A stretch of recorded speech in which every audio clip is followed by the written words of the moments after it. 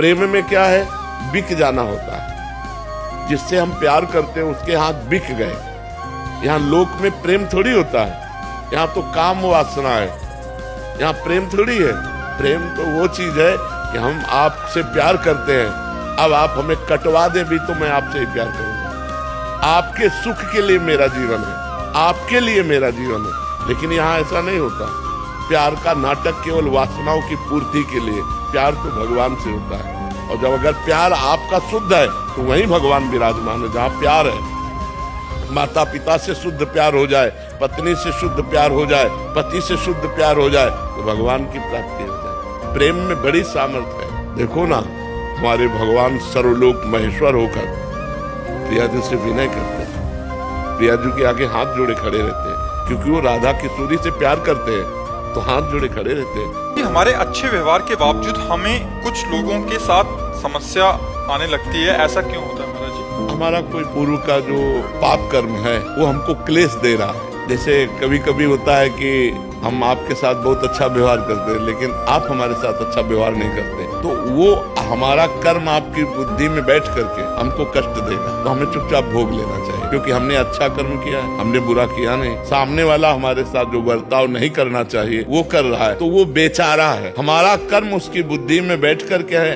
हमको कष्ट दिलाना चाहता है। शास्त्रीय ज्ञान, अध्यात्म विद्या, अध्यात्म विद्या ऐसा कहती है, को न काहू के सुख दुख कर दाता, निज कृत कर्म भोग सुन भ्राता। को किसी के सुख दुख देने वाला नहीं, हमारा कर्म ही हमको सुख और दुख देता है। तो ये मानकर इस व्यक्ति के सिर पर अब इस समय हमारा कर्म सवार है जो हमको दुख देगा, इसलिए चुपचाप सहन कर लेना चाहिए। ये सच है कि जो हमारे भाग्य में लिखा है और हमारे ग्रह जो कहते हैं वही होता है, हम उसे बदल नहीं सकते? कुछ नहीं बदल सकते, मनुष्य जीवन है, सब कुछ बदल सकते हैं। ये बात नहीं, ये बात सत्य है कि जो हमारे भाग्य में लिखा है और हमारे ग्रह नक्षत्र विपरीत हैं या अनुकूल हैं, उनका फल हमको मिलता है, लेकिन हम उसको बदल नहीं सकते। ये बात नहीं है, हम उनको बदल सकते हैं भजन के प्रताप से, तपस्या के प्रताप से, व्रत के उपवास के प्रताप से हम बदल सकते हैं। तो मनुष्य जीवन मिला है, बदलने के लिए ही तो मिला है।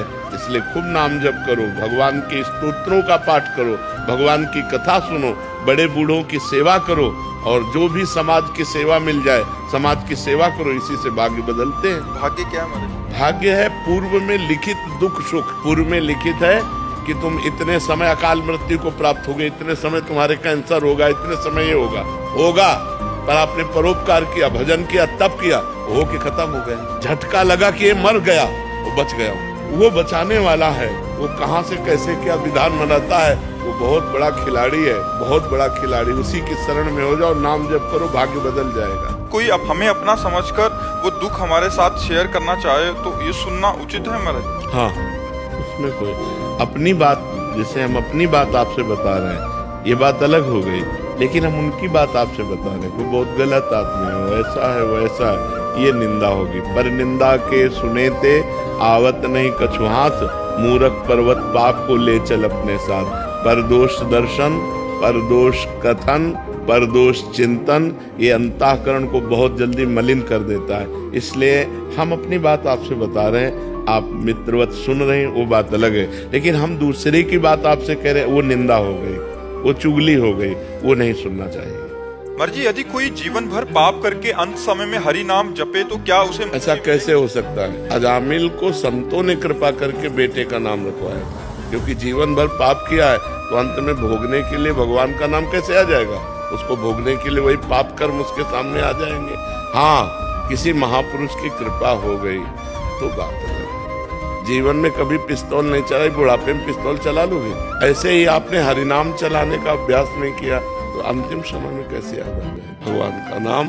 या तो किसी महापुरुष की कृपा हो जाए, और या किसी परिवार का नाम ऐसा हो उसका नाम याद आ जाए। जैसे अजामिल का काम बन गया, उनके बेटे का नाम नारायण था, तो पुकारा नारायण, तो बात बन गई अंतिम समय। तो ऐसे गांव घर में अपने परिवार के नाम भी भागवतिक रखने चाहिए, जिससे बुलाने से हमारी वाणी पवित्र हो। अब आजकल ऐसे नाम रखे जाते जिनका कोई अर्थ नहीं।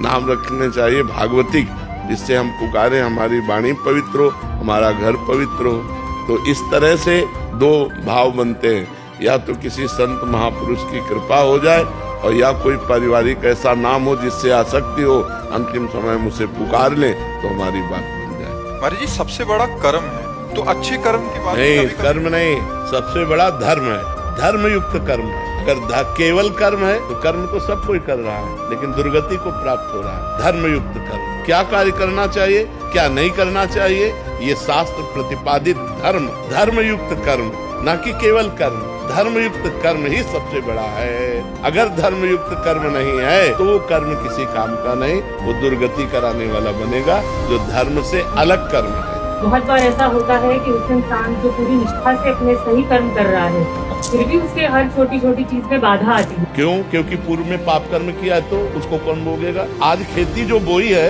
अभी काट लोगी 6 महीना लगेगा उस फसल को, लेकिन आज जो खा रही हो वो पूर्व का बोया हुआ है, पूर्व का किया हुआ पाप कर्म तुमको धर्म करने पर भी असफलता और निराशा और अशांति प्रदान करेगा। उसको सहो और धर्म युक्त आचरण करो तो आगे सही हो जाए। हमारे भगवान के ऑफिस में कोई गलत निर्णय नहीं होता, राय से पाई नहीं, जो कर्म किए हो उसी को भोगना पड़ेगा।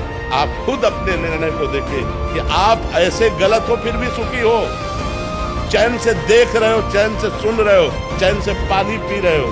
नहीं तो वो जब मालिक दंड का ऐसा विधान कर देगा कि जबान से पानी भी नहीं पी सकते। हमारे कर्म कैसे हैं?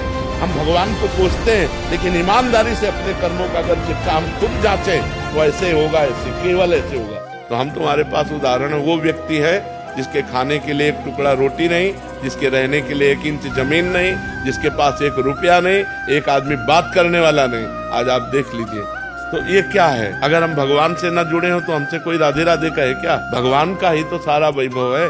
अगर आप ईमानदारी से भगवान का भजन करोगे तो जिन्होंने 1 सेकंड में अनंत ब्रह्मांड बना दिए, वो हमारे लिए सुख की व्यवस्था क्यों नहीं कर देंगे? ये सब भगवान से ही जुड़ने से तो है। अगर हम भगवान के ना हो तो थोड़ा सोच लो, हमारे पूरे परिकर में शासन है, चाहे बच्चा हो चाहे बच्ची हो, बिल्कुल धर्म से चलो, ऐसे किसी से मत कर देना।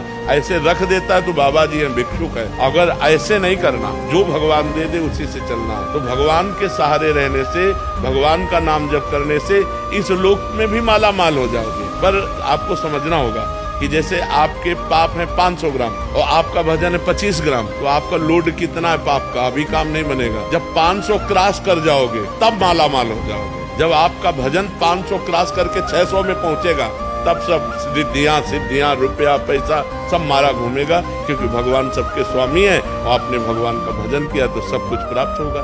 4 व्हीलर से जा रहे थे कहीं, तो एक कुत्ता उनकी लापरवाही से उसको भयंकर चोट लगी, बट वो बहुत करा रहा था, तो ये आगे चले गए किसी कारणवश। इनको लगा कि वो पधार गया होगा, ऐसा लगा। तो महाराज जी ऐसा अपराध बन गया तो उसका मोचन के लिए क्या उपाय? कार चढ़ा दो, कह दो पाप मोचन बताओ। आप समझो, तुम्हारी आंखें हैं, सावधानी पूर्वक चलाना चाहिए। अगर ऐसी घटना घट जाती तो आप उतरिए, आप दयावान बनिए। उसका कोई नहीं है, उसको आप देखिए कि क्या उसकी हालत, उसका पैर टूट गया, उसका क्या पता लगाइए, यहाँ कोई पशु अस्पताल है क्या, आप उसको ले जाइए। तो आपका कर्तव्य बनता है, क्योंकि आपने उसका अंग भंग किया, तो कम से कम वो जैसा हालत में हो, ऐसी परिस्थिति में औषधि आदि के द्वारा उसको। लोग ऐसा पशुओं के प्रति नहीं देखते, तो फिर तुम्हारे प्रति कौन देखेगा जब तुम्हारा एक्सीडेंट होगा? विश्वास मानिए, एक एक कर्म का फल आपको भोगना पड़ेगा। तो दयावान बनो, उस समय उसकी सहायता करो। पशु है, वो किसी से नहीं कर सकता, केवल रो सकता है। जब वो रोएगा, परमात्मा सुनेगा, तो तुम्हारे लिए हिसाब तैयार हो जाएगा।